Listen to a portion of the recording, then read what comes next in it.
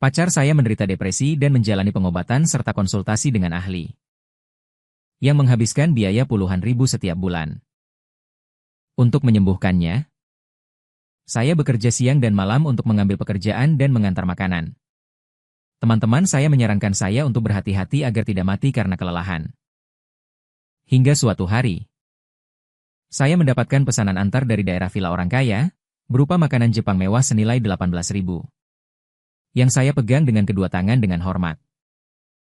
Saat saya mendongak, saya melihat pacar saya, yang seharusnya sedang berkonsultasi, berdiri di depan pintu, dengan ekspresi terkejut menatap saya.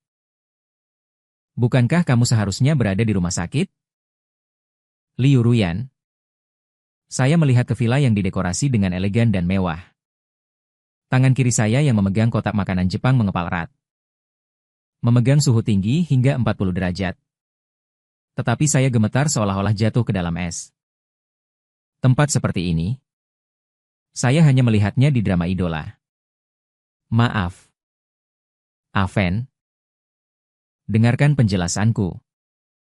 Dokter Liu, tiba-tiba ada urusan mendesak sore ini. Aku hanya datang bermain ke tempat teman." Menghadapi situasi yang tiba-tiba ini, Liu Ruyan dengan sedikit panik menarik lengan baju saya. Itu adalah permintaan maaf yang biasa dia gunakan.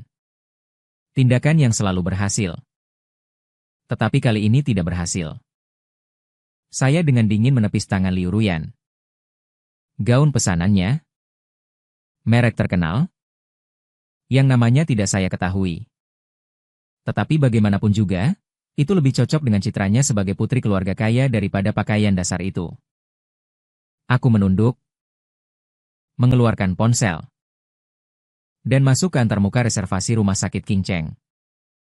Menemukan bahwa Dr. Liu dari Departemen Psikologi masih memiliki slot kosong hari ini. Bahkan tidak memiliki minat untuk mengungkapnya, saya menarik napas dalam-dalam. Saya menjernihkan pikiran saya, dan berkata dengan tenang. "Liu Ruyan, menyenangkan? Berpura-pura menjadi gadis miskin yang depresi di dekatku. Bahkan tidak rela membeli secangkir teh susu. Tetapi sebenarnya satu kali makan membutuhkan biaya 18.000. Bibirku bergetar. Dengan getir menatap wanita di depanku. Bahkan tidak menyadari kapan air mata memenuhi mataku. "Kau benar-benar menipuku seperti orang bodoh, 18.000 ya? Saya harus menjalankan 6.000 pesanan. Yang akan memakan waktu 2 bulan. Yang paling lucu adalah satu-satunya antarmuka di latar belakang ponsel saya yang tidak saya tutup. Adalah pesan yang saya kirimkan kepada Liu Ruyan setengah jam yang lalu. Saya bilang saya akan makan enak malam ini. Berencana membuat sup lotus yang paling dia sukai. Karena pelanggan kaya ini sangat dermawan dan memberi tip 100 yuan. Hanya saja saya tidak pernah menyangka bahwa tip ini diberikan oleh Liu Ruyan sendiri. Liu Ruyan selalu memeluk di tengah malam. Saya berkata di dunia ini, dia tidak akan pernah meragukan cintaku. Bahkan cinta orang tuanya padanya tidak sebanding. Aku tulus. Bisikan-bisikan ini pernah membuatku bahagia. Di tengah orang-orang di sekitar yang menjadikan ketulusan sebagai barang langka, aku bisa menjadi orang yang percaya. Hanya saja sekarang melihat ke belakang. Sepertinya tidak ada orang yang sebodoh itu. Demi 5 yuan biaya tunjangan panas. Mengambil risiko terkena heat stroke. Hanya untuk mengumpulkan biaya pengobatan bulanannya secepat mungkin. Aku sudah lama tidak tidur selama 5 jam.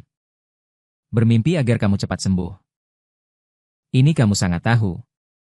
Bukankah begitu? Nada bertanya berangsur-angsur tercekat. Ekspresi Liu Ruyan yang awalnya tenang menunjukkan sedikit keretakan. Matanya sedikit merah dan mengangguk. Di kamar kecil tua yang sempit itu. Berjalan ke stasiun kereta bawah tanah membutuhkan waktu setengah jam. Dia melihatku bekerja keras dan melihatku membagi 1 yuan menjadi 2. Melihatku malu. Tetapi mati-matian membayar untuk permainan pengalaman palsu. Hanya untuk mengobatinya. Depresi dalam pengaturan ini. Dia sepanjang proses seperti orang luar yang acuh tak acuh. Aku akan mentransfer sejumlah uang ke kartu bankmu. Sebagai kompensasi untuk masalah ini. Aku minta maaf, Liu Ruyan menundukkan kepalanya. Dengan rasa bersalah dan sedikit kebingungan di matanya. Dia menyadari bahwa dia tidak bisa lagi membulatkannya. Jadi dia menyerah. Jari-jarinya dengan kaku mengeluarkan struk pesanan kusut dari sakunya sepanjang 1/2 meter. Tetapi di dalamnya semua daging kelas atas. Segera meremasnya menjadi bola. Dan melemparkannya ke arahnya dengan sekuat tenaga. Liu Ruyan tidak menghindar. Ekspresinya sedih. Dan bercampur dengan penyesalan. AC di dalam ruangan membawa sedikit kesejukan. Tidak jauh dari suara jangkrik. Ada langkah kaki yang terdengar. Diikuti oleh suara kehidupan seorang pria. Ruyan? Apakah pesanannya belum sampai? Aku sudah sangat lapar. Aku dan Liu Ruyan berhenti bersitegang. Ekspresinya sedikit berubah. Saat kami menoleh bersamaan. Terlihat seorang anak laki-laki muda mengenakan piyama berjalan mendekat. Liu Ruyan dengan panik maju untuk menghentikanmu. Kenapa keluar? Aku akan segera kembali ke kamar, kamu masuk dulu. Namun, anak laki-laki itu tampaknya bersikeras untuk mencari tahu. Dia melewati Liu Ruyan. Menatapku dengan senyum di wajahnya. Memperlihatkan sedikit keakraban dan penghinaan. Tidak ada yang menjawab ini. Melihat kami saling diam. Dia menekuk sudut bibirnya. Lalu secara alami memeluk lengan Liu Ruyan. Menarik gaun tidur merah muda pucatnya yang sedikit tembus pandang ke bawah. Membuat tanda merah di lehernya terlihat begitu jelas. Dia bersandar dengan lemah dan polos di samping Liu Ruyan. Tatapan cemas wanita itu tertuju padaku. Aku menoleh dengan putus asa. Memejamkan mata sedikit. Rambut yang basah oleh air mata menempel erat di wajahku. Pelipisku berdenyut-denyut terasa sakit. Apa yang telah terjadi? Bahkan jika aku lambat, aku seharusnya sudah tahu. Awalnya, aku pikir aku hanyalah orang malang dalam permainan orang kaya yang merasakan kehidupan rakyat jelata.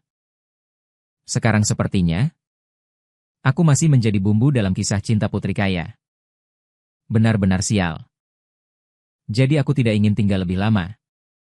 Berbalik dan mengemasi aroma pesananku. Bersiap untuk pergi. Tetapi anak laki-laki itu tiba-tiba memanggil. Tunggu, mungkinkah kamu adalah daerah kumuh tempat Ruyan bermain di luar kampus? Pacar mengenakan seragam pengantar makanan. Aku tidak mengenalinya. Apakah kamu Yeven dari Fakultas Hukum? Aku berhenti bergerak. Menoleh dan menatapnya selama setengah menit. Akhirnya memastikan bahwa dia adalah seniorku di tingkat sebelumnya. Orang yang keluarganya dan penampilannya sangat unggul. Yang menjadi pusat perhatian. Tapi apa yang pernah terjadi di antara kita? Karena dia melakukan kecurangan. Membantu orang lain merebut bantuan kelangsungan hidup dari kemiskinanku. Karena aku tidak pernah seperti orang-orang di sekitarku. Bersikap menjilat dan menurut pada Xiaoyu. Melihatku dengan tatapan redup dan tidak wajar. Xiaoyu menggandeng tangan Liu Ruyan. Semakin erat. Dia dengan sengaja membuka suara manja dengan gembira. Ruyan. Tidak kusangka tahun lalu aku hanya mengeluh padamu. Ada adik kelas yang sok suci dan sangat membencimu. Setelah bertanya beberapa pertanyaan. Dia benar-benar membantuku mendapatkan Yeven. Aku mengagumi cara ini. Sungguh brilian. Xiaoyu mendongak dan melirikku. Melanjutkan. Brilian. Membuat pria berbakat di akademi kita, Yeven, berputar-putar seperti anjing. Kedua tangan yang tergantung di sisi celana perlahan mengepal. AC di dalam ruangan bertiup ke tubuhku. Namun aku tidak bisa merasakan kesejukan dan kelegaan atas masa depan orang biasa.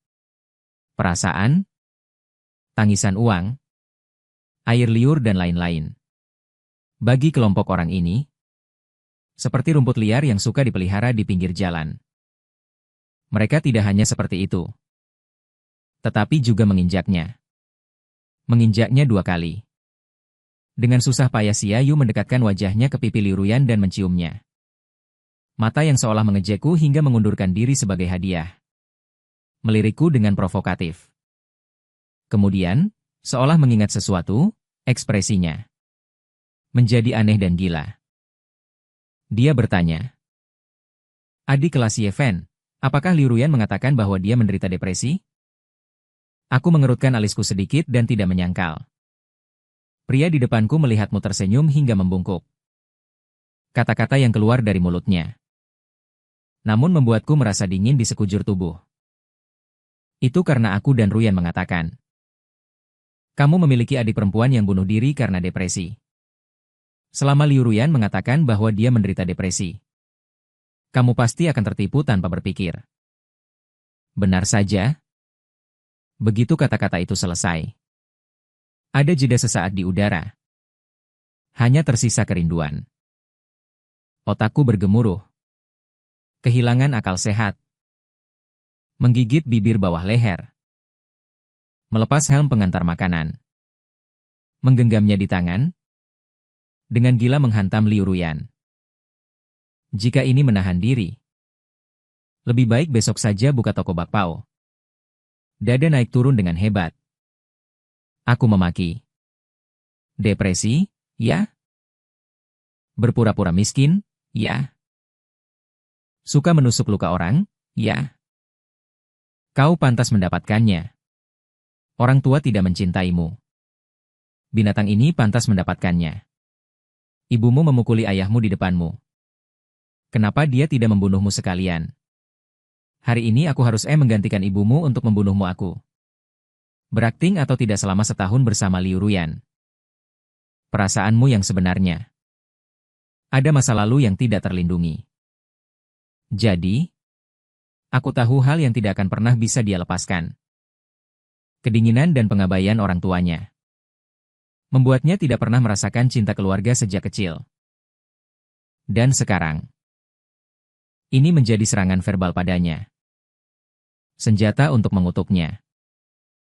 Sebelum keduanya sempat bereaksi, aku kembali menghantam wajah Liu Ruyan dengan keras. Karena amarah yang memuncak, aku terengah-engah. Kurang istirahat dalam jangka panjang membuat kepala mulai pusing. Saat Xiaoyu menyebut adiknya, Ye Qi, kewarasan yang kupaksakan sepanjang sore langsung runtuh. Dia adalah hal yang tidak boleh disentuh oleh siapapun. Hingga Xiaoyu menarikku, Liu Ruyan akan membalas. Dia menutup mulutnya dengan tangan penuh darah. Apa kau baik-baik saja? Ruyan, aku akan menelepon polisi. Orang gila ini tidak sayang nyawa. Berani memukulmu. Dia sebentar lagi akan membuat ibu dan nada suara marah Xiaoyu. Dengan nada menangis Liu Ruyan, namun meraih tangannya dan menggelengkan kepala. Jangan, ini semua adalah hutangku padanya. Dia merapikan rambutku yang berantakan. Bangkit dan berjalan ke hadapanku. Mengeluarkan kartu emas dari sakunya dan memberikannya kepadaku. Kata sandinya adalah tanggal lahirmu. Aku tahu semuanya sudah tidak bisa diperbaiki lagi. Tapi sudahlah. Maaf. Aku mencibir. Menatap matanya hanya dengan dingin. Lebih baik mati dengan kebencian. Aku menarik kartu emas itu dengan paksa dari jari-jarinya. Meninggalkan kalimat ini dan berbalik pergi. Ada 770.000 di kartu itu, setelah meminta bos perusahaan pengiriman makanan untuk menyelesaikan upah. Aku akan mengundurkan diri. 23. Kamar yang sempit. Bisa dilihat semuanya dalam sekali pandang. Dulu, aku dan Liu Ruyan pindah dari asrama. Karena dia bilang somatisasi depresinya semakin parah. Jadi dia ingin aku menemaninya setiap hari. Awalnya aku tidak waspada terhadap Liu Ruyan yang dengan berani memasuki hidupku. Tetapi melihat dia dan adikku memiliki penyakit yang sama, itu membuat hatiku luluh dan bingung. Untuk sementara waktu, aku juga sulit membedakan masa lalu. Baginya itu cinta yang mematikan. Atau karena rasa bersalah yang tak terbatas terhadap adikku. Hati yang ingin segera memberi kompensasi. Hanya kegilaan yang ekstrim. Ingin membantu Liu Yanyan menyembuhkan depresinya. Seolah-olah, mimpi buruk yang tak bisa kulupakan akan menjadi lebih ringan. Omong-omong, dalam 1 tahun, barang-barang bisa dibilang tidak sedikit. Tetapi barang-barang pasangan yang serasi dengannya semuanya dibuang. Semua dibuang ke tempat sampah. Aku mendengarkan suara AC tua yang berhembus. Menatap langit-langit. Perlahan-lahan melepaskan diri. Siang dan malam.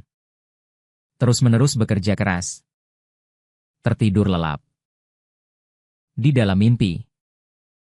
Aku tidak tahu sudah berapa kali aku bermimpi tentang Jinky di bak mandi. Dia berbaring tak berdarah dalam cairan merah menyala. Seluruh tubuhnya pucat. Seperti boneka porselen. Tidak ada suhu. Tidak ada suara. Botol obat terjatuh. Di ujung jarinya yang terkulai. Matanya yang sipit tertutup sedikit. Seperti hari dan malam yang telah berlalu. Dia menungguku selesai belajar kebingungan saat tertidur. Hanya saja kali ini dia tidak akan pernah membuka mata lagi. Tidak akan pernah mengucek matanya yang mengantuk. Bertanya kapan kakak tidur. Di ponselnya, dia menghapus semua riwayat obrolan dengan semua orang. Akhirnya hanya meninggalkan satu kalimat untukku. Meige. Maafkan aku. Serta transfer sebesar 3.569,81. Saat ini, semua uang di sakunya saat itu musim semi sedang mekar. Yeki, seorang putra surga, pergi di dunia terbaik. Dan aku terperangkap selamanya di musim semi itu. Kantong plastik di belakang pintu bergemerisik. Membangunkanku seorang wanita berpakaian hitam berjongkok di dekat tempat sampah. Mencari sesuatu dengan mencurigakan. Gerakan wanita itu berhenti. Perlahan berbalik. Si Liu Ruyan. Dia masih memakai masker. Ada beberapa perban di wajahnya. Aku memegangi dahiku yang agak sakit. Lupakan dia. Juga kunci rumah kontrakan. Barang-barang pasangan yang dibuang ke tempat sampah sore itu.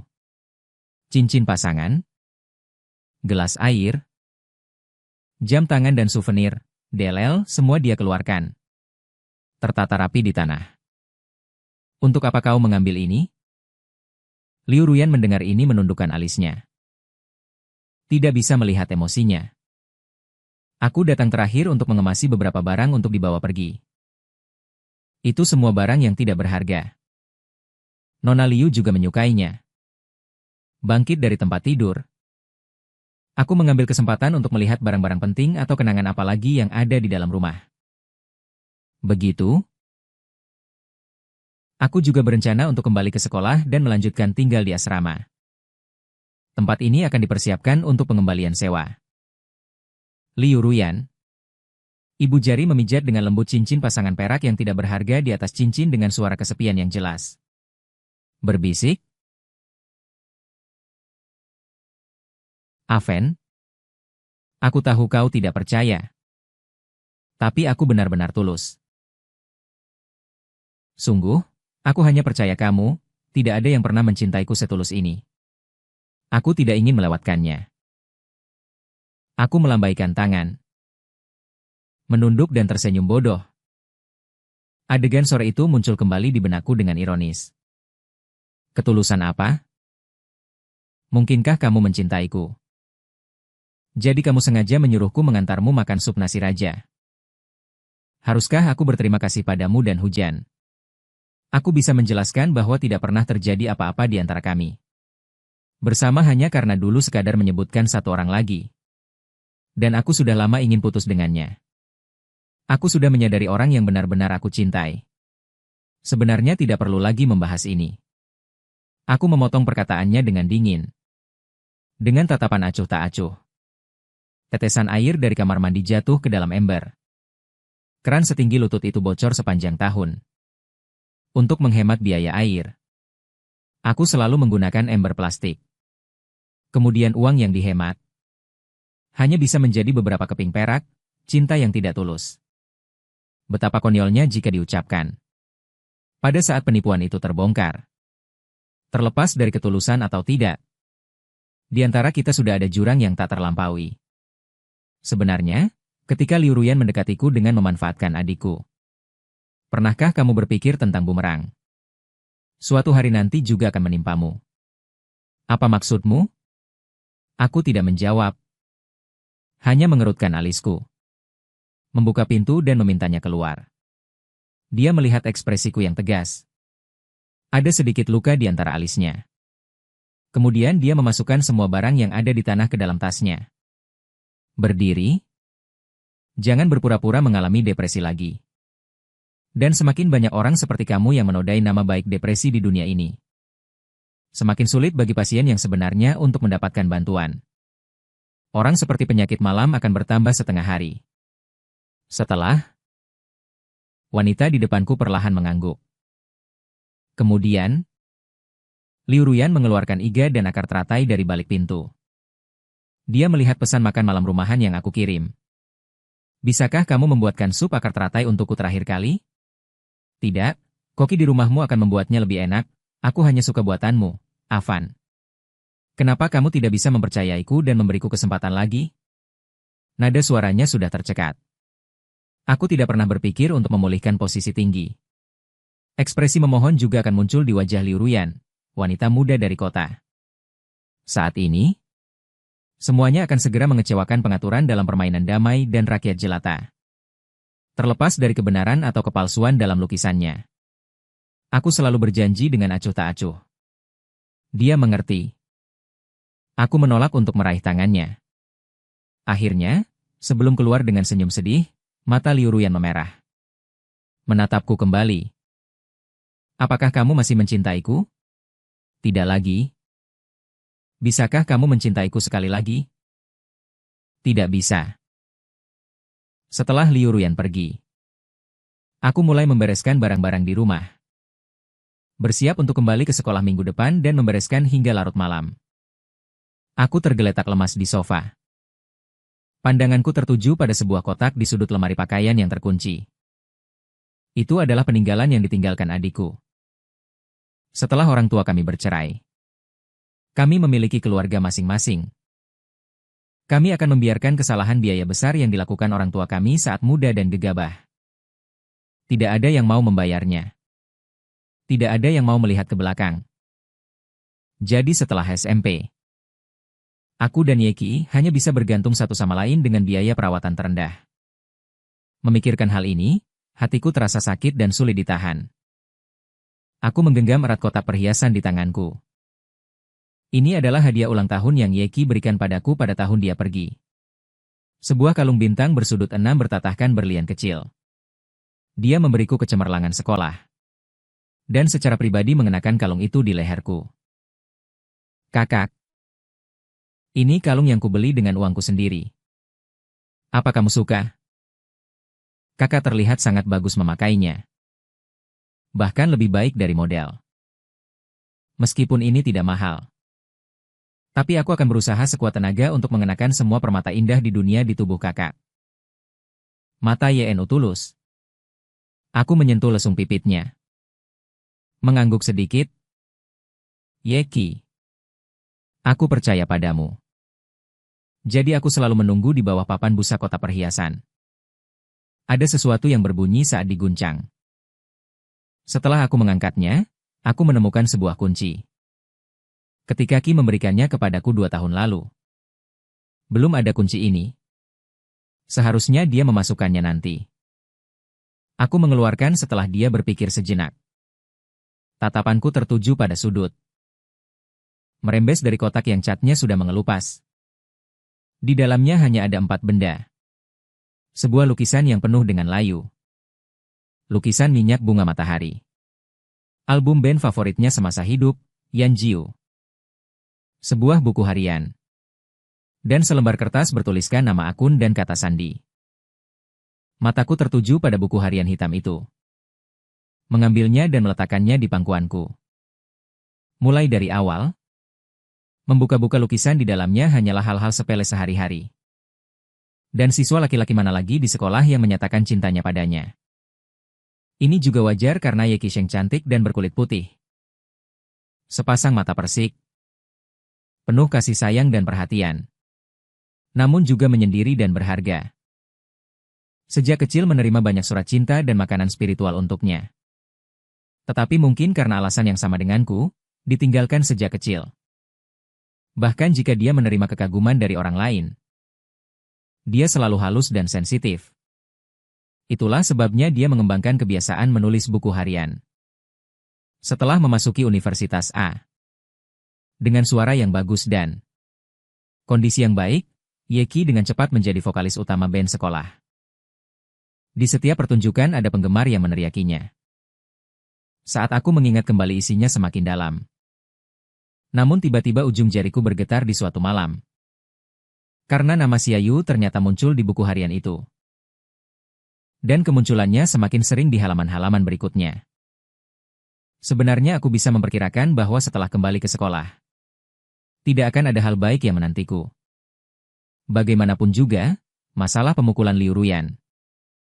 Xiaoyu tidak mungkin membiarkannya begitu saja. Hanya saja aku tidak menyangka sasarannya akan datang secepat ini. Aku melihat tempat tidur yang seharusnya menjadi milikku dipenuhi dengan sampah makanan pesan antar dan paket ekspres. Bahkan meja di bawah tempat tidur dicat merah. Dengan kata-kata makian, anjing, tertulis di atasnya. Lin Xiao, teman sekelasku yang hubunganku lumayan baik dengannya, berdiri di samping dengan sedikit bingung. Ye Fan, aku sudah mencegah para senior itu. Tetapi tidak berhasil. Mereka bilang, kamu membuat marah orang yang seharusnya tidak kamu buat marah. Lin Xiao mengambil sampah di tanganku. Nadanya sedikit menyesal. Aku memberinya senyuman menghibur. Dan terus membereskan tempat tidur. Juga Ye Fan. Apakah kamu sudah melihat forum sekolah? Dikatakan bahwa kamu ikut campur dalam hubungan Xiaoyu dan Liu Ruyan, bunga kampus dari Departemen Pemujaan. Sekarang semua orang di bawah sudah mulai memaki-maki. Aku melihat bukti di dalamnya cukup kuat. Apakah semua ini benar? Gerakanku mengelap papan tempat tidur. Berhenti dan salah memperkenalkan katalis. Dia menggeser-geser ponselnya dan melihat sekilas. Isinya? Sebagian besar adalah foto-foto aku dan Liu Ruyan yang masuk dan keluar sekolah bersama. Serta hasil obrolan Xiaoyu dan Liu Ruyan yang sudah bersama sejak liburan musim panas tahun pertama. Tetapi keduanya tidak pernah mengumumkannya secara resmi. Aku tanpa daya menarik sudut bibirku. Hanya saja ingin menertibkan. Aku masih memasang tulang di sini.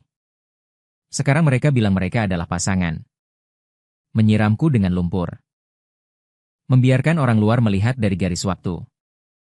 Menganggap bahwa aku memang pengganggu yang tidak bisa lepas dari hubungan ini. Aku tidak menjawab pertanyaan Lin Xiao tentang kebenarannya. Hanya berpikir sejenak. Mengeluarkan ponselku dan menelepon Xiaoyu. Setelah 3 deringan. Dia mengangkatnya. Aku langsung ke intinya. Aku Ye Fan.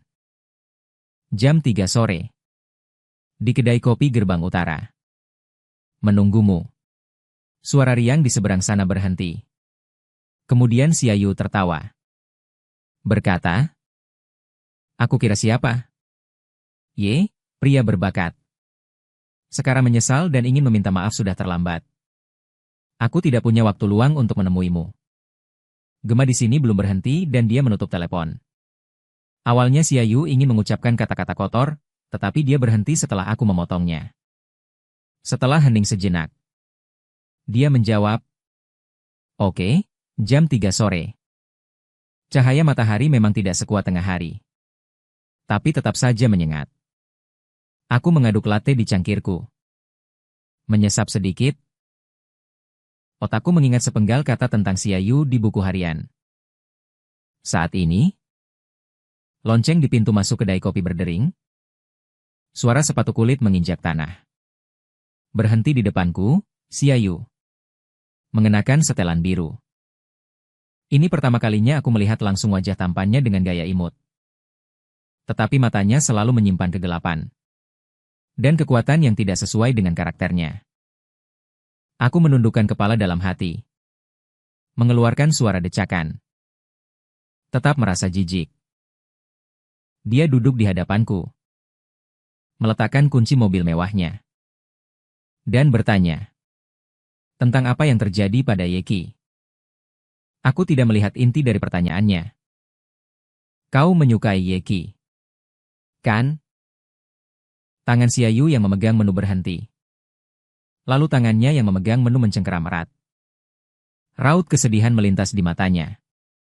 Tetapi setelah 2 detik dia menyembunyikannya. Dari mana kau mendengar omong kosong seperti itu? Bagaimana mungkin aku menyukainya? Seolah-olah dia menarik sudut bibirnya dengan canggung seperti biasanya. Yeki muncul berkali-kali dalam buku hariannya. Dia berkata kau mengaku padanya 27 kali. Aku perlahan meletakkan sendok pengaduk teh. Menatapnya dengan nada tak terbantahkan, kekuatan biji kopi memenuhi udara.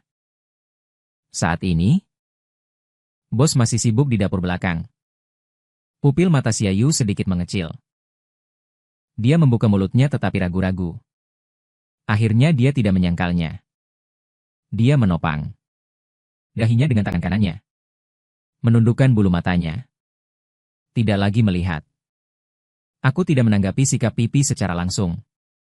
Humornya menusuk sarafku. Aku mengambil lukisan yang diletakkan di samping.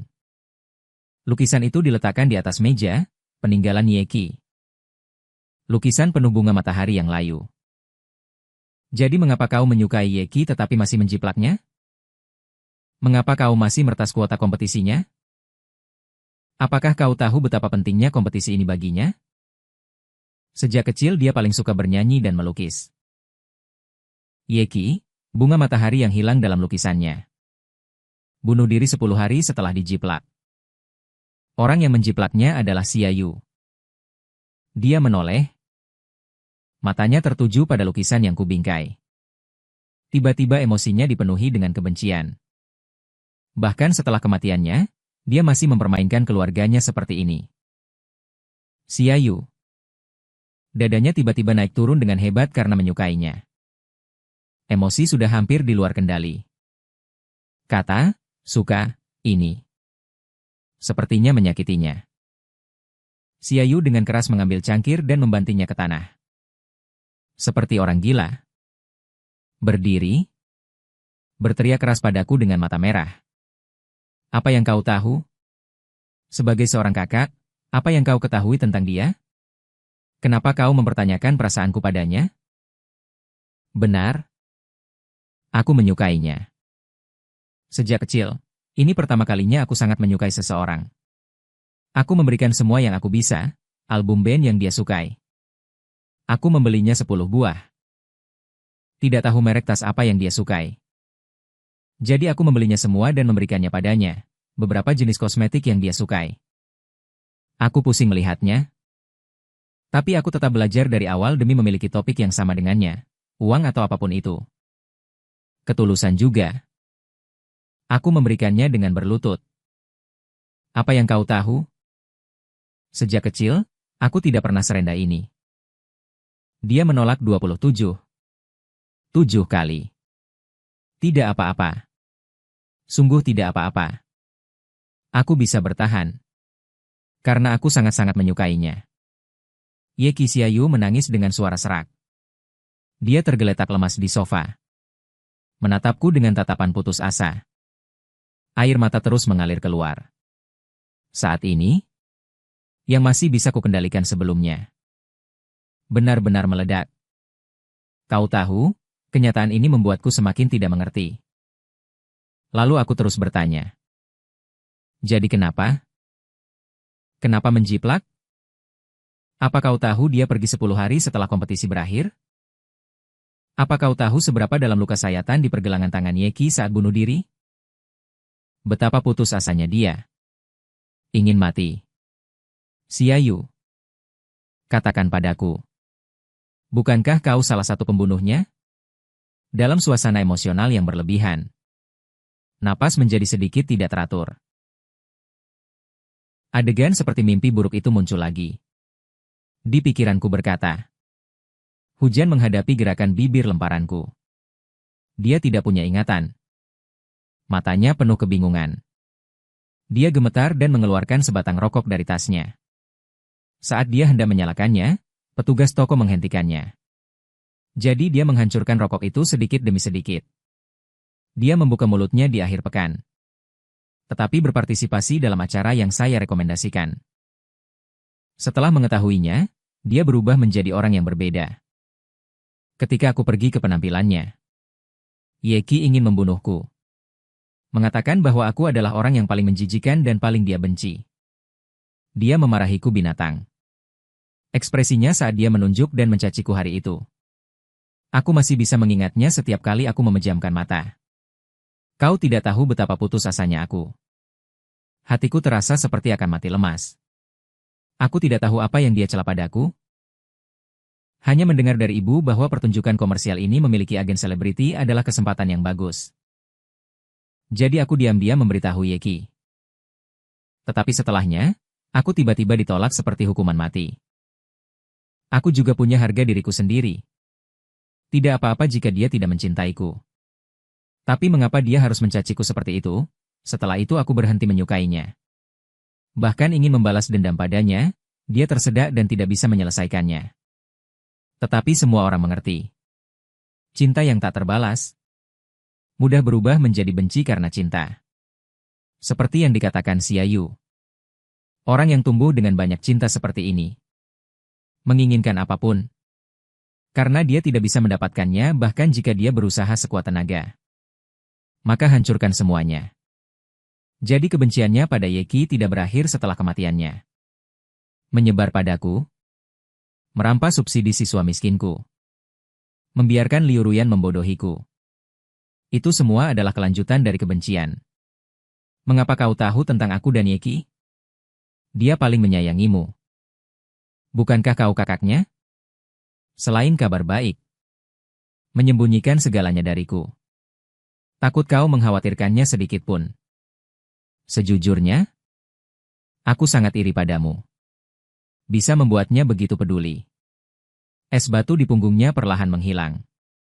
Karena sudah diambil. Tinggalkan juga sutramu. Aku mengusap kapalan di tanganku. Mengingat tulisan Yeki yang agak tertinggal. Aku membaca buku harian yang ditinggalkannya. Apakah dia selalu membenciku? Atau apakah dia pernah memiliki sedikit saja perasaan baik padaku? Aku tidak bisa menggantikannya dalam hal ini. Mantan Xiaoyu-nya mendengar ini. Cahaya di alisnya langsung menghilang. Bahkan kebencian pun lenyap. Saat Yeki mengutuk Xiaoyu dalam buku hariannya. Dia memang muncul dalam pertunjukan komersial. Dan setelah itu, nada buku hariannya berubah drastis. Dari kesedihan dan kegembiraan biasa di awal menjadi hanya halaman yang penuh. Penuh asap. Xiarong harus mati. Kekuatan yang menembus kertas itu. Setiap goresan pena tampaknya ingin mencabik-cabik orang yang ditulisnya. Itu adalah kebencian yang sulit untuk diringkas dan digambarkan dengan kata-kata. Tapi dia tidak menulis. Selain 4 kata ini, aku tidak tahu alasan atau detail lainnya. Aku mengangkat mataku dan bertanya pada Xiaoyu yang putus asa. Aku bertanya padamu pertanyaan terakhir. Xiarong adalah ayahmu. Benar? Pemimpin dewan sekolah itu, Xiaoyu, kembali sadar. Menghadapi pertanyaan yang tidak relevan. Agak bingung, tapi tetap berkeringat. Ya. Dia adalah ayahku. Popularitas forum sekolah terus meningkat. Dalam perjalanan kembali ke asrama, ada banyak pria dan wanita yang lewat menunjuk-nunjuk. Dan aku hanya memikirkan, Yeki. Bahkan ketika seseorang sengaja menabrakku, aku tidak bisa bereaksi. Sebuah sosok menghalangi jalanku. Apakah kamu tidak melihat jalan saat berjalan? Aku memikirkan siasat Liu Ruyan. Dia memakai topi baseball, memarahi orang yang menabrakku tadi. Suara ini membuat orang yang lewat terus berhenti. Bahkan ada yang mengangkat ponsel. Mengambil foto wajah kami. Pelacur dan pezina. Keduanya masih berani berjalan bersama. Benar-benar tidak tahu malu. Aku mengabaikan komentar orang lain. Berkerumun tanpa melihat Liu Ruyan. Kenapa kamu ada di sini? Dia menunduk dengan nada khawatir di matanya. Aku sudah memposting tentang pernikahan. Mengatakan bahwa kamu tidak bersalah dan tidak tahu apa-apa. Tapi aku masih khawatir seseorang akan menyerang seperti tadi. Aku mengusap bahuku yang sedikit sakit. Melotot padanya. Tidak berpikir tentang siapa yang membawa semua ini. Kamu tidak ragu-ragu dalam 2 hari ini. Belum selesai berbicara. Sebuah batu kecil, namun pada saat ini dengan cepat menghantam ke arahku. Liu Ruyan merasakan bahaya. Segera melangkah maju untuk menghalangi di depanku. Aku menoleh untuk melihat ke arah lemparan itu berasal. Seorang gadis yang mengenakan jaket denim dengan cepat menghilang di kerumunan. Meskipun Liu Ruyan bereaksi tepat waktu, namun batu itu masih mengenai pipinya, meninggalkan bekas darah. Dia memegangi wajahnya dengan kesakitan. Sudut mulutnya berkedut di matanya. Sesekali melirikku. Seolah sengaja menunggu hiburanku. Aku takut padanya. Dengan nada bicara padanya. Berbisik. Liu Ruyan tidak perlu melakukan ini. Tidak mungkin lagi bagi kita. Apapun yang kamu lakukan, aku tidak akan kembali.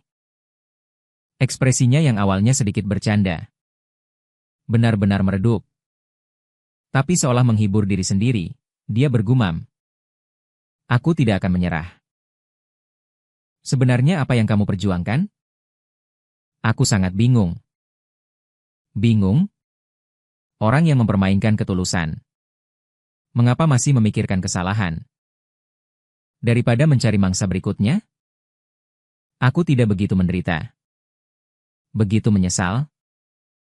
Aku juga tidak tahu. Perasaan ini sangat asing. Hanya jelas bahwa aku mencintaimu lagi. Dan juga merasa bersalah padamu. Jadi melihatmu atau melakukan sesuatu untukmu membuatku merasa lebih baik. Liu Ruyan jujur. Hanya saja saat ini. Penyambutan jari tengah tangan kirinya di bawah sorotan lampu jalan. Berkilauan dengan cahaya murahan. Misalnya, kesalahan 1 tahun kami tidak signifikan. Tentang layar yang menuduhku ikut campur dalam hubungan orang lain. Dihapus oleh pengunggah di tengah malam. Awalnya penuh dengan makian di seluruh forum. Sekarang semuanya telah dibersihkan. Sejak saat itu, aku tidak lagi menjadi sasaran hari-hari hujan. Memulihkan ketenangan seperti sebelumnya. Kecuali gangguan harian Liu Ruyan yang membuatku khawatir. Ini adalah malam tanpa tidur lagi. Aku masuk akun dan kata sandi yang ditinggalkan Yeki. Selain akun blog pelukisnya. Dengan 300.000 penggemar. Di bidang ini dianggap sedikit terkenal. ID-nya adalah Renzong Zixia Yeki. Telah menunjukkan target luar biasa di bidang lukisan dan musik. Bahkan dalam lingkungan realitas yang agak sulit. Aku tidak bisa memberinya pendidikan terbaik. Namun, dia masih bersinar dan memanah semaksimal mungkin. Aku menggeser mouse, menjelajahi tren masa lalu. Sebagian besar karya awal adalah hewan kecil berbulu dan pemandangan alam. Tetapi masih pada titik itu. Yeki dengan ceroboh mengikuti pertunjukan komersial di semester berikutnya. Gaya lukisan berubah. Hewan berbulu menjadi raksasa gelap yang melahapnya. Merobeknya. Sebenarnya, mengingatnya, segalanya terjadi terlalu cepat selama periode waktu itu. Ketika aku menyadari dia mulai minum obat antidepresan. Hingga dia pergi. Hanya dalam waktu 2 bulan. Saat itulah dia mudah marah dan depresi. Emosinya tidak stabil. Aku berkali-kali ingin putus asa. Tetapi ditolak. Saat itu aku bingung. Tak berdaya hanya bisa mengikutinya. Kemudian kepergian Yeki yang tegas. Membuatku yang putus asa dan bingung ingin segera mendapatkan alasan. Hanya berulang kali semua orang mengatakan bunuh diri karena depresi adalah jawabannya. Apakah kamu kenal Yeki dari Akademi Seni? Kudengar dia bunuh diri karena depresi beberapa waktu lalu. Benar atau tidak? Ini bisa jadi sekolah palsu baru-baru ini terus mengadakan ceramah pendidikan psikologis. Itu untuk masalah ini. Ini saat aku baru saja menyelesaikan pemakaman Yeki. Dalam perjalanan kembali ke asrama. Mendengar percakapan dua gadis di depan dan kebenaran yang ada di depan mata, aku mulai mati rasa. Dan mulai menyerah. Bahkan secara bertahap menerima penyebab kematian ini. Tidak lagi berjuang. Kemungkinan lain hanyalah peninggalan Yeki yang sekarang membuka celah lain. Pikiranku melayang lama. Suara napas teman sekamarku naik turun. Tanganku yang menggerakkan mouse berhenti sejenak. Masuk ke pesan pribadi akun Peiki. Kebanyakan desakan dari penggemar. Bahkan saat pertama kali berhenti. Masih banyak orang yang datang mendesak setiap hari. Hanya saja dia sudah pergi selama 2 tahun. Akhir-akhir ini sudah tidak banyak orang yang mengingat blogger Rendong ini. Sampai aku menemukan sebuah akun. Foto profil pengguna adalah sepotong sesuatu. IDO 11 mengirim pesan pribadi tanpa henti selama 2 tahun. Bahkan setelah Peiki pergi. Ada pengakuan cinta. Ada keluhan. Ada ketidakrelaan. Ada penyesalan. Di dalam kontennya, aku menemukan bahwa dia juga mahasiswa di Universitas A. Dan pesan pribadi terbaru adalah Yeki. Maafkan aku. Aku tahu kebenarannya. Tetapi tidak bisa membantumu membalas dendam. Melihat ini, foto profil yang semula redup tiba-tiba menyala. Dia online. Aku mengiriminya pesan. Aku adalah kakak blogger, Yeven. Bisakah kita bertemu? Beberapa detik kemudian dia membalas. Baik. Dia mengajakku bertemu di lapangan rumput stadion pada malam hari. Yo 11 mengenakan setelan hitam. Saat melihatku, matanya yang suram bersinar. Dia langsung mengenaliku. Dan aku juga mengenalinya. Tidak salah lagi. Anak laki-laki dengan kertas di antara alisnya itu adalah komite belajar di kelas SMA Yeki. Pernah memintaku untuk memberikan partitur musik kepada Yeki. Itu adalah salinan gitar yang ditulis tangannya. Di dalamnya ada lagu bahasa Inggris favorit Yeki. Alasan mengapa aku terkesan dengan Yo 11 adalah karena tahun itu, Yeki hanya melihat hadiah ini. Matanya berbinar, dia sangat menyukai hadiah ini. Yo 11, adik laki-laki, duduk di sampingku. Menonton mahasiswa baru tahun pertama di seberang membentuk lingkaran dan bernyanyi. Senyum terukir di sudut mulutnya. Dulu aku sering duduk di sini juga. Menonton Yeki bernyanyi. Saat itu, orang-orang yang mengelilinginya jauh lebih banyak daripada sekarang. Aku perlu mencari ke segala arah untuk menemukan satu sudut pandang. Untuk melihat profil wajahnya. Ekspresi dan suaranya membawa kerinduan. Juga mengorbankan kelembutan. Seolah-olah waktu kembali ke masa lalu. Yeki duduk di tengah lapangan bermain. Memetik gitar. Menyanyikan lagu cinta orisinal. Hanya saja kebisingan di sekitarnya semakin dalam. Ekspresinya samar-samar redup. Aku sangat menyesal. Kakak. Aku jatuh cinta diam-diam. Yeki. Ini sudah tahun ke-6. Aku mengikutinya untuk melakukan A. Tetapi bahkan setelah dia pergi, aku tidak bisa menyatakan cinta kepadanya secara resmi. Jika dia tahu bahwa ada satu orang lagi di dunia ini yang mencintainya. Apakah keinginan untuk pergi akan sedikit berkurang? Tenggorokan Yo 11 tercekat. Dia mengungkapkan isi hatinya yang pahit dan masam kepadaku. Aku mengangkat tanganku dan menepuk punggungnya. Ingin menghibur. Tetapi aku menyadari bahwa dia sangat kurus. Hampir hanya tinggal tulang. Yo 11 melihat ke arah kerumunan lagi. Tetapi tatapannya seolah mengingat sesuatu. Menjadi terkejut. Karena Venge. Apakah kamu tahu pemimpin sekolah Siarong? Alisku berkedut. Tanganku sedikit berkeringat. Dialah yang menyebabkan kematian Yeki. Luka yang diderita Yeki. Setelah aku tiba di tempat kejadian. Aku ingin menghentikannya dan menyatakan cinta padanya. Tetapi dia bertemu dengan anggota bandnya. Mobil yang menjemput mereka adalah tipuan Ye. Ki memiliki perusahaan hiburan dongsi. Tertarik padanya, aku membersihkannya.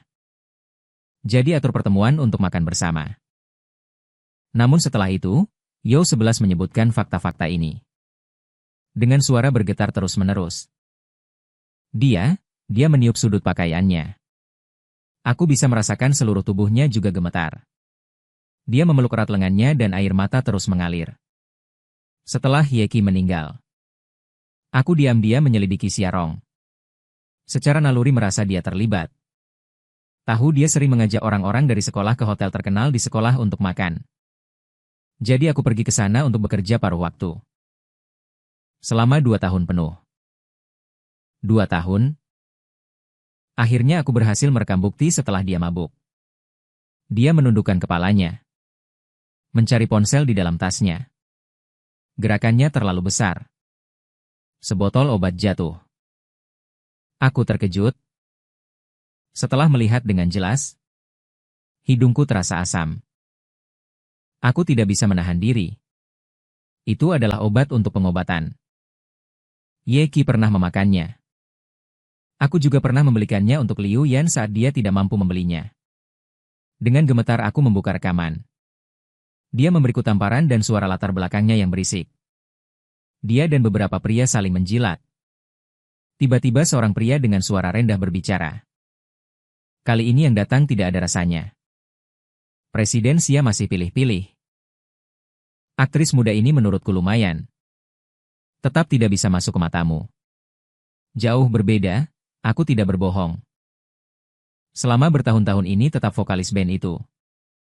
Aku paling suka, sudah lama aku mengincarnya. Pesta selebriti hanya memikirkannya, setelah itu tetap menipunya. Hiburan Fansing akan mengontrak seluruh bandnya. Baru dia mau datang dengan waspada. Dicekoki banyak alkohol baru bisa dibawa keranjang. Tapi kulitnya halus dan lembut, sangat menyenangkan. Yang mana yang kemudian bunuh diri? Siapa namanya? Ki. Benar? Yeki bunuh diri membuatku kaget. Cepat suruh sekolah mengadakan ceramah psikologis. Benar-benar tidak tahan tekanan. Kalau tidak, bisa kubawa untuk kalian bersenang-senang bersama. Suara bising di latar belakang berangsur-angsur menjauh. Suara listrik statis samar terdengar di earphone. Sampai mulutku dipenuhi rasa darah. Baru aku sadar kembali. Dadaku naik turun dengan hebat. Otak terasa kekurangan oksigen. Membuatku tidak bisa mengeluarkan kata-kata. Aku gemetar dan mengeluarkan kantong plastik dari tas. Menutupi mulut dan hidungku. Pada hari Yeki bunuh diri. Di perjalanan ke rumah sakit. Aku juga pernah mengalami kondisi tidak sadar seperti ini. Sesak napas. Dokter mengatakan itu adalah penurunan berat badan pernapasan. Jika situasinya darurat, Anda dapat menggunakan kantong plastik untuk menutupi mulut dan hidung Anda untuk pertolongan pertama. Aku mencatatnya. Yo11 melihat keanehan dalam kondisiku.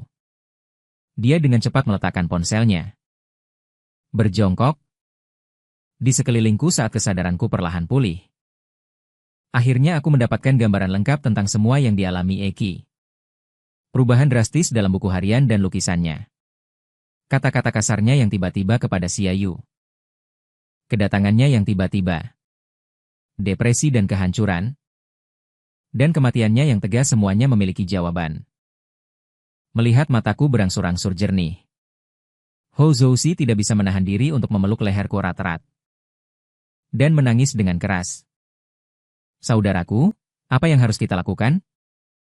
Bahkan jika kita memiliki rekaman ini. Kita tidak bisa melawan Xiarong. Dia sering terkenal dan berkuasa. Kita sama sekali tidak berdaya.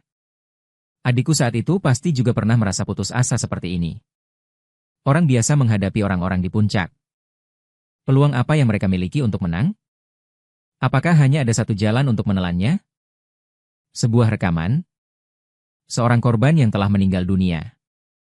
Bagaimana mungkin itu membentuk rantai bukti yang menguntungkan? Bahkan jika Xiarong benar-benar dihukum. Hukuman ini tidak cukup berat. Dan bahkan sangat mungkin dia akan lolos. Aku mendongak ke langit. Awan tebal perlahan menutupi bulan. Menunduk dan menyeka air mata Yo11. dan tersenyum menyemangati. Kamu telah bekerja keras selama bertahun-tahun. Aku menggantikan Yeki. Terima kasih. Terima kasih karena menyukainya. Bertahun-tahun? Setelah malam itu, aku mulai demam tinggi. Mimpi buruk yang kacau antara kesadaran dan tidur terus berulang. Akhirnya di kelas mata kuliah utama yang penting. Setelah kelas, aku pingsan di depan pintu kelas dan dilarikan ke rumah sakit. Aku terbangun dalam mimpi di mana Yeki bertanya dengan air mata darah. Mengapa aku meninggalkannya di rumah? Mimpi buruk dengan alur yang tidak berulang ini. Dengan pengalaman yang tidak berubah. Berulang-ulang, dan di bawah lampu kuning redup, sakit kepala terasa parah. Aku membuka mataku yang perih. Melihat sosok di sisi tempat tidur. Dia mengenakan gaun biru dan putih. Tatapannya terfokus padaku. Setelah memastikan aku akhirnya bangun. Matanya memerah lagi seperti Liu Ruyan. Mengambil air panas di atas meja. Membantuku duduk. Mulutku kering. Dan aku menghabiskannya dalam beberapa teguk. Dokter berkata, "Kamu terinfeksi virus. Kenapa tidak menjaga kesehatanmu?" Dia bertanya. Aku tidak menjawab. Apa yang sebenarnya terjadi padamu? Aku menatap langit-langit. Tetap tidak menjawab. Hanya mengabaikannya. Sebulan berikutnya, Liu yang menemaniku siang dan malam. Merawatku dengan perhatian penuh. Awalnya dia masih bertanya beberapa kalimat. Tetapi karena aku selalu diam, dia juga menyerah untuk berkomunikasi. Sehari sebelum aku bersiap untuk keluar dari rumah sakit, aku menatap Liu Ruyan yang sedang fokus mengupas apel untukku dengan linglung. Malam itu, cahaya bulan memenuhi ruangan, dan di TV diputarkan film cinta kuno tentang sepasang kekasih yang bunuh diri demi cinta. Di tengah tangisan aktor yang memilukan, aku bertanya dengan pelan kepada Liu Ruyan. Apakah kamu benar-benar menyukaiku? Dia mengangkat matanya menatapku. Matanya berbinar. Tanpa ragu mengangguk dan berkata, "Suka, sangat suka." Setelah mendengar itu, tangan kananku mengepal erat kalung bintang heksagram di leherku. Jika kamu benar-benar menyukaiku, maka aku ingin membunuh seseorang. Bisakah kamu membantuku? Liu Ruyan menggunakan hubungan keluarganya. Dan alasan keluarga Liu ingin mendirikan merek pendidikan baru-baru ini. Untuk mengajak Xiarong makan malam di rumah. Keluarga Liu dan keluarga Xia memang sudah saling mengenal. Xiarong tidak curiga dan pergi setengah jam setelah waktu yang dijanjikan. Sebuah mobil hitam berhenti di luar pabrik terbengkalai tempat saya menunggu. Liu Ruyan menyeret Xiarong yang pingsan keluar dari mobil dan melemparkannya ke tanah. Selebihnya, kamu tidak perlu khawatir. Terima kasih. Saat menyerahkan diri, aku tidak akan menyebutmu, aku tidak punya emosi untuk melepaskan hubungan. Dia menatapku dengan ekspresi sedih seolah ingin mengatakan sesuatu. Sepertinya dia masih tidak ingin melihatku membuat pilihan seperti ini. Yeven, adikmu sudah meninggal. Kenapa kamu tidak bisa melepaskannya dan kembali? Dan memulai dari awal? Kamu seperti ini? Jangan katakan apa-apa lagi. Memang seharusnya begitu. Bukankah begitu? Dia membunuhku. Adikku membunuh orang dan harus membayar nyawanya. Bukankah seharusnya begitu? Selain sebagai seorang kakak, obsesi untuk membalaskan dendamnya. Aku juga ingin sejak kecil berdiri di depan Yeki dan mengusir siswa kelas atas yang mengganggunya. Membantunya mengusir laba-laba yang menakutkan. Kecoak mengeringkannya. Merindukan air mata orang tua. Jadi dia selalu bilang aku adalah kakak Superman yang paling berani di dunia. Dan kali ini setelah aku tahu kebenarannya, aku juga tidak seharusnya pengecut di depannya. Bukankah begitu? Memang seharusnya begitu.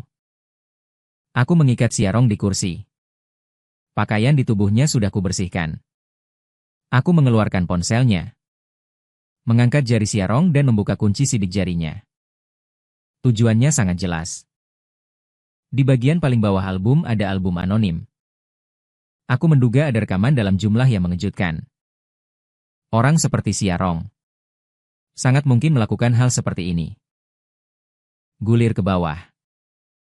Akhirnya, aku menemukan mimpi musim semi tahun lalu.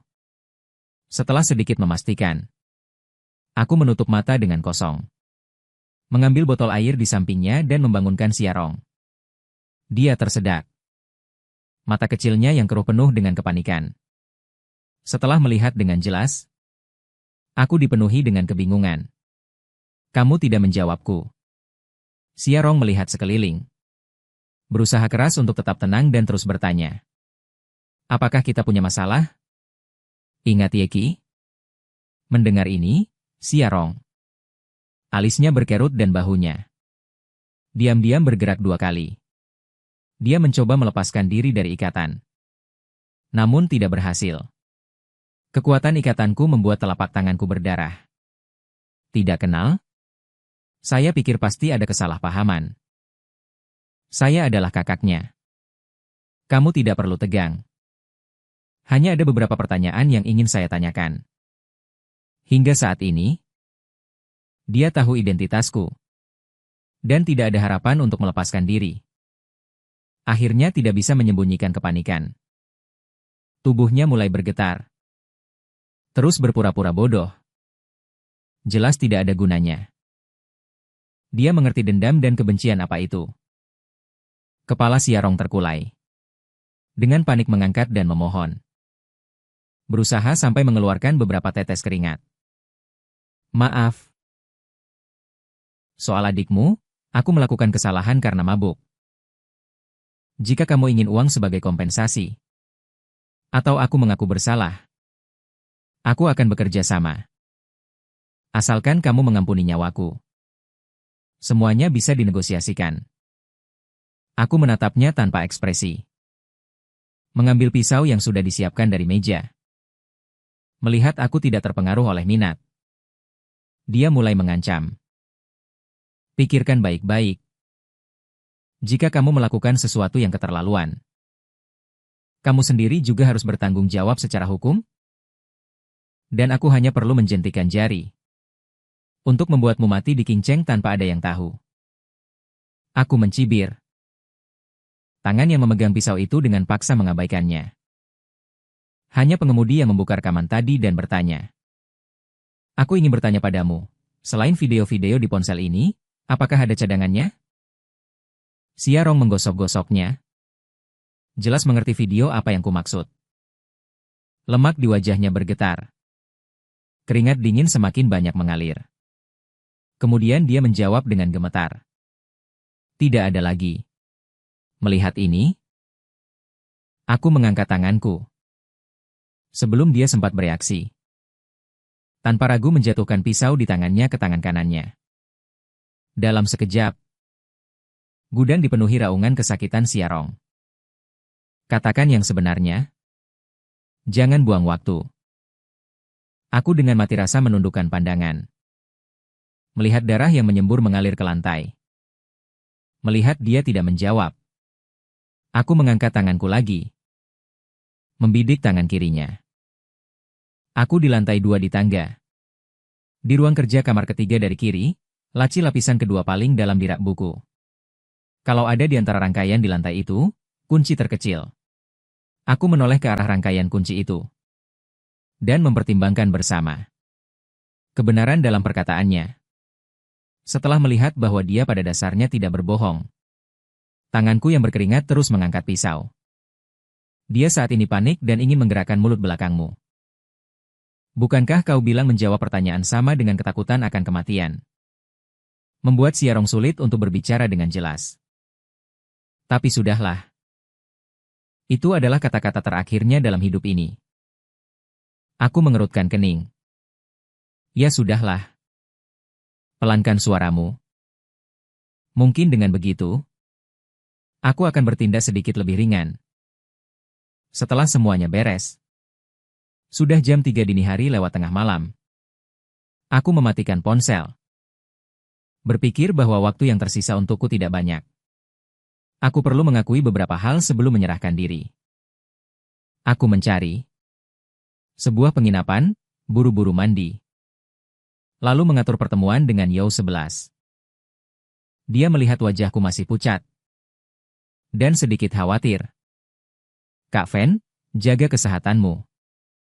Bahkan jika kita tidak bisa membalas dendam untuk Yeki, kita juga tidak bisa menjalani hidup dengan linglung. Kamu tidak akan senang. Aku mengangguk. Merapikan rambutku yang sedikit berantakan. Aku tidak berencana untuk memberitahu Yao 11 tentang apa yang terjadi tadi malam.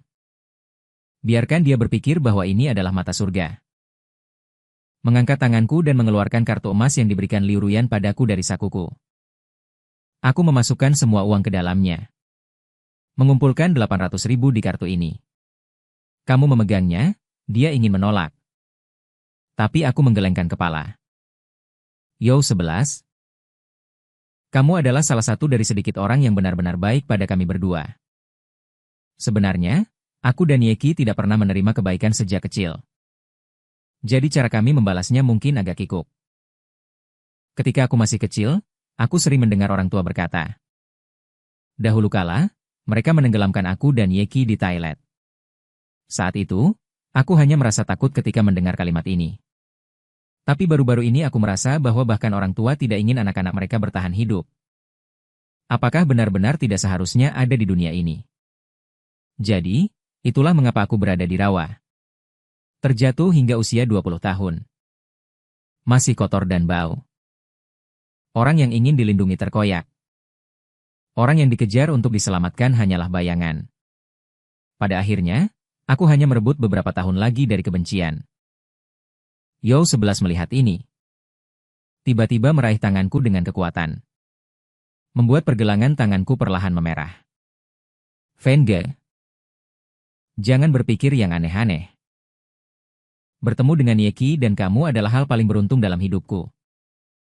Tidak ada satupun dari kita yang seharusnya tidak ada. Terutama kalian berdua. Aku terkejut. Melihat matanya yang tegas. Aku tersenyum tipis. Tapi aku merasa dia berbohong dengan kebaikan. Tangan Yao 11 yang menggenggam erat masih kurus kering. Dan pakaiannya juga tidak pas. Mungkin tanpa bertemu dengan kami, dia akan memiliki kehidupan yang lebih cerah. Di penghujung musim panas, suara jangkrik berangsur-angsur menghilang.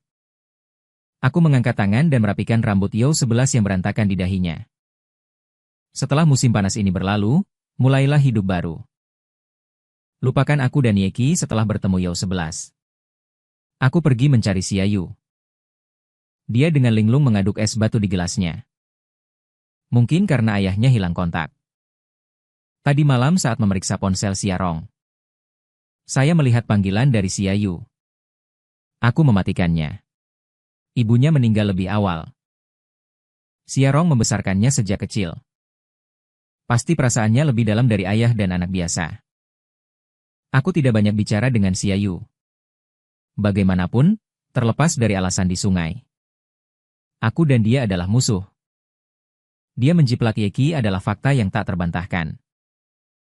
Jadi aku hanya memberinya ponsel lama dan kunci ruang kerja Xiarong. Aku menghancurkan tanganku dengan tangannya.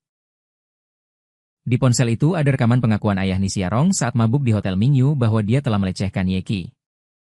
Serta video dan rekaman video Xiarong yang melecehkan Yeki di ponselnya. Di posisi senior juga ada buku harian Yeki. Buku harian mantan istri saat masih menikmati kebersamaan dengan Xiaoyu. Foto teks. Dia tampak bingung. Mengapa aku memberinya kebenaran ini? Aku tersenyum lesu. Kata sandinya adalah ulang tahun Yeki. Apakah kamu ingat? Xiaoyu mengangguk. 030209. Sepertinya semua yang dia katakan saat itu agak bisa dipercaya. Lagi pula, dia masih ingat rekaman Yeki sampai sekarang. Di antara barang-barang peninggalan Xiaoyu dan Yeki, hanya ada 4 benda. Salah satunya adalah harga garam yang kau berikan. Rekaman band. Kau lihat isi ponselnya. Kau akan tahu semua kebenarannya. Sebelum meninggal, dia masih menganggapmu sebagai teman yang baik. Di bawah sindiranku yang disengaja, harapan gilanya muncul kembali di matanya. Dia mengeluarkan ponselnya dan berniat untuk melihatnya. Dan aku tidak menghentikannya. Juga tidak melihatnya. Aku berencana mencari tempat untuk tidur. Setelah bangun aku akan menyerahkan diri. Tidur ini terasa sangat nyenyak. Saat bangun, aku tidak tahu sudah berapa lama berlalu. Aku membuka ponselku. Cahaya terang merangsangku hingga mengerutkan kening. Setelah terbiasa aku menyadari. Berita utama beberapa waktu lalu adalah zona industri utara Qingcheng. Kasus pembunuhan mayat dengan rambut pirang. Metodenya sangat kejam. Melihat ini, aku tidak merasakan kegelisahan sebagai dalang. Hanya dengan tenang melihat isinya. Laporan tersebut mengkonfirmasi identitas korban adalah Xia Rong, ketua perusahaan kota Xia dan juga seorang pemimpin sekolah tinggi A. Dan pelaku kasus masih dalam pengejaran. Di komentar populer di bawah, teman saya di Jeruk berkata, dipotong menjadi 67 bagian, ada bagian yang langsung mempesona. Ini adalah salah satu sifat terbaik dalam beberapa tahun terakhir. Buruk. Seberapa besar kebenciannya? Saya menunduk dan menggeser layar tanpa emosi apapun. Tidak lama kemudian, letakkan telepon, bersiap untuk pergi ke kantor polisi. Saat ini, pemberitahuan terbaru muncul lagi di depan saya. Yang paling penting adalah menyerahkan diri ke tangan pembunuh. Jari saya berhenti dan mengerutkan kening.